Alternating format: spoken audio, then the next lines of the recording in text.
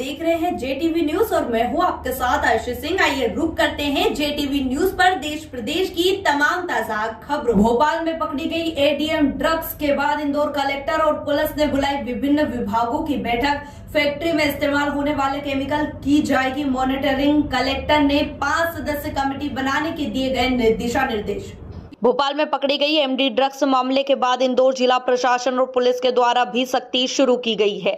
वहीं पर जिसको लेकर आज कलेक्टर आशीष सिंह के द्वारा एक बैठक ली गई, जिसमें पुलिस, स्वास्थ्य विभाग और आबकारी सहित अन्य विभाग शामिल हुए, जिसमें सभी अधिकारियों को कलेक्टर और एडिशनल पुलिस कमिश्नर के द्वारा निर्देशित किया गया कि वहां अपने स्तर पर उन सभी फैक्ट्रियों की जाँच और निगरानी करे जिसमें केमिकल का इस्तेमाल होता है और यह सुनिश्चित करे कि उनके पास जो केमिकल आ रहे हैं उसका उपयोग उन्हीं चीजों को बनाने में किया जा रहा है। इसके लिए उनको लाइसेंस दिया गया है और उसका किसी भी तरीके से दुरुपयोग ना हो, इसको लेकर कलेक्टर ने 5 सदस्य कमेटी बनाने के लिए भी निर्देशित दिए गए हैं। वहीं पर जिसमें एसडीएम, एसीपी, आबकारी और उद्योग के लोग शामिल होंगे जो फैक्ट्री में केमिकल की सही उपयोग को सुनिश्चित करेंगे।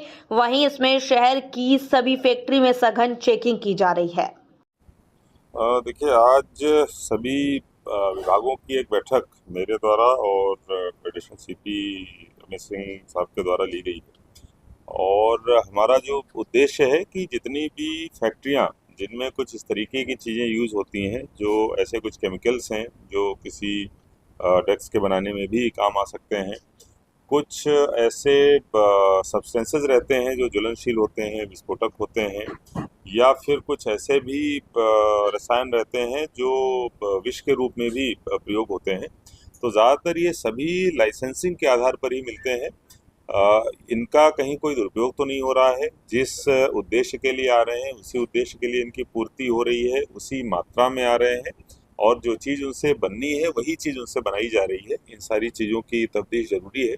इसके लिए एक संयुक्त टीम जो है वो बनाई गई है, जिसमें एसडीएम के साथ साथ संबंधित जो एसीपी हैं वो रहेंगे और उनके साथ साथ 3 डिपार्टमेंट्स के लोग, एक तो जो ड्रग इंस्पेक्टर्स हैं वो रहेंगे, आबकारी के लोग रहेंगे और इसके अलावा जो मैनेजर होते हैं डीआईसी के उद्योग के वो रहेंगे। तो ये 5 लोगों की टीम बनेगी जो इस प्रकार की जो फैक्ट्रियां हैं उनको जाके चेक करेगी और ये देखेगी कि कोई भी ऐसा केमिकल या रसायन या इस प्रकार का कोई ज्वलनशील जो सामग्री है उसका विधिवत रखरखाव हो रहा है, उसका प्रॉपर यूज़ हो रहा है, उसका किसी तरीके से कोई दुरुपयोग या पिलफेज नहीं हो रहा है। ये टीम सुनिश्चित करेगी।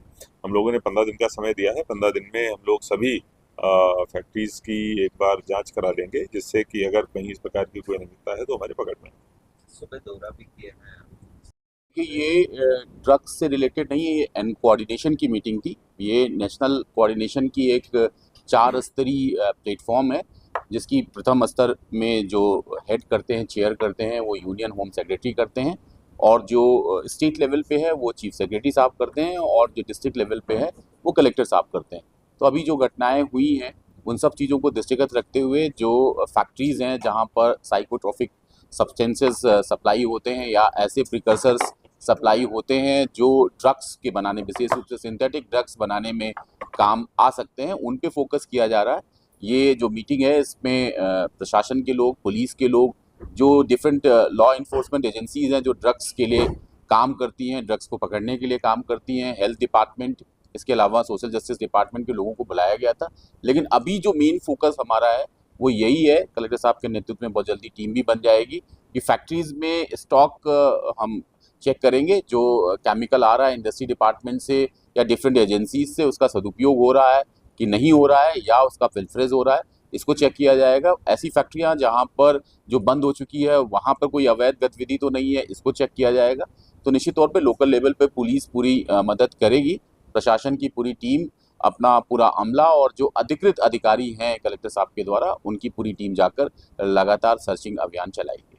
सर, इसमें देखने में आता है जब इस तरह के अभियान चलते हैं, जांच अभियान चलते हैं, तो कई बार ट्रैक बदल जाता है, दूसरे मोड पर चली जाती। क्या हमने इस तरह के निर्देश? देखिए, बिल्कुल निर्देश स्पष्ट है कि जो हमारी एसओपी है, जो फॉर्मेट है, जो कलेक्टर साहब बनवाएंगे, आज जारी भी होगा, उसका ही पालन किया जाए।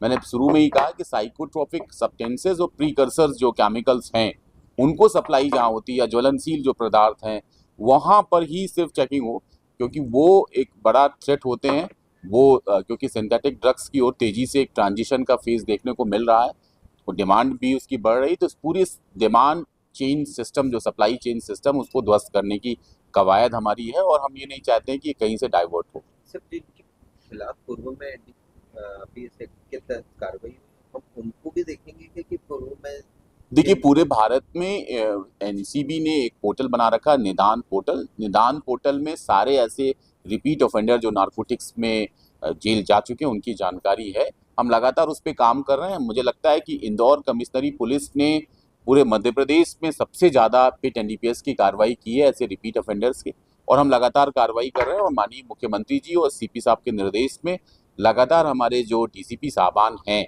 वो जमानत निरस्तीकरण भी जो नार्को ऑफेंडर्स हैं उनका करवा रहे हैं।